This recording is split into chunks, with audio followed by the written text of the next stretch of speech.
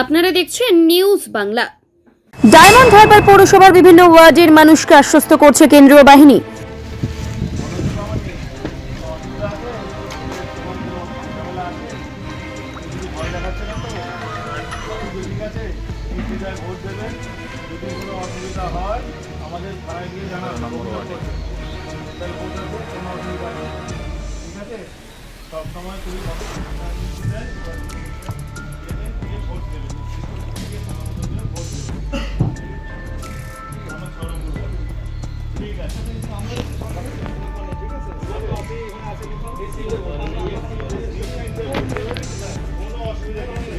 Diamond Harbour পৌরসভার 11 নম্বর ওয়ার্ডে bike বাহিনী দাপট ছবি নির্বাচন কমিশনার দিয়েছিল।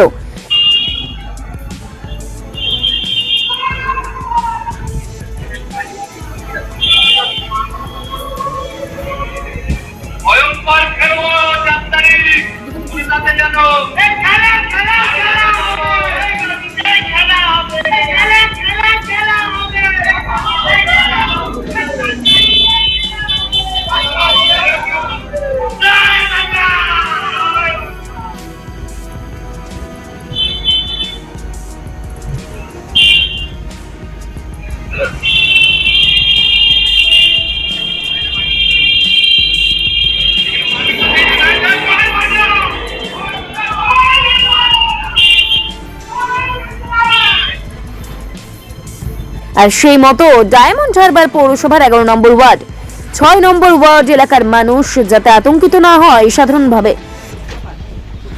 স্বামীর নাম কোথায় এই পাড়ায় থাকেন? এটা কোন পাড়া? এটা ভুইয়াপাড়া। ভুইয়াপাড়া কত নম্বর ওয়ার্ড? কোনো সমস্যা আছে? ভোট দিতে কেউ ভয় দেখাচ্ছে? কোনো ভয় দেখাচ্ছে না তো? কেউ কিছু অসুবিধা করছে না তো? বাড়িতে কেউ এসে হুমকি টমকি দিচ্ছে? যদি কোনো অসুবিধা হয় আপনি আমাদের বলবেন, আমি থানা আইসি আছি, থানায় গিয়ে অভিযোগ জানাবেন। যদি তাতেও মনে হয় যে হচ্ছে না, সেন্ট্রাল ফোর্স আছে, সেন্ট্রাল ফোর্সের সঙ্গে গিয়ে কথা বলতে পারেন। কোনো ভয় নেই, নির্দ্বিধায় ভোট দিতে যাবেন। যেখানে আপনার ইচ্ছা, যাকে ভালোবাসা সেখানে গিয়ে ভোট দেবেন। কেউ আপনাকে কোনো বাধা বিপত্তি করবে না। বোঝা গেল? ভয় দেখায়নি, আমরা আমাদের নিজের সততার এলাকায় ঠিক আছে, সব কমপ্লিট, মানে এলাকায় কোনো অশান্তি নেই তো? ঠিক। শান্তি শৃঙ্খলার মধ্যে দিয়েই ভোট দিতে পারে এবং কেউ ভয় দেখালে পুলিশের কাছে জানানোর জন্য। অসুবিধা আছে? ভোটের সময় কোনো ঝামেলা আছে? কেউ কিছু ভয় দেখাচ্ছে না তো? ঠিক আছে, নির্দ্বিধায় ভোট দেবেন। যদি কোনো অসুবিধা হয় আমাদের থানায় গিয়ে জানাবেন, সেন্ট্রাল ফোর্স আছে, কোনো অসুবিধা নেই। ঠিক আছে?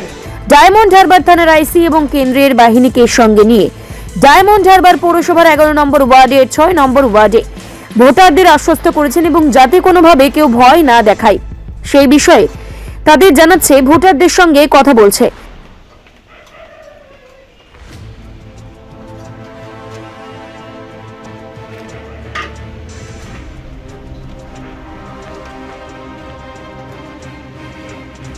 কোথাও কোনো কিছু সমস্যা আছে কিনা তা জানার চেষ্টা করছে।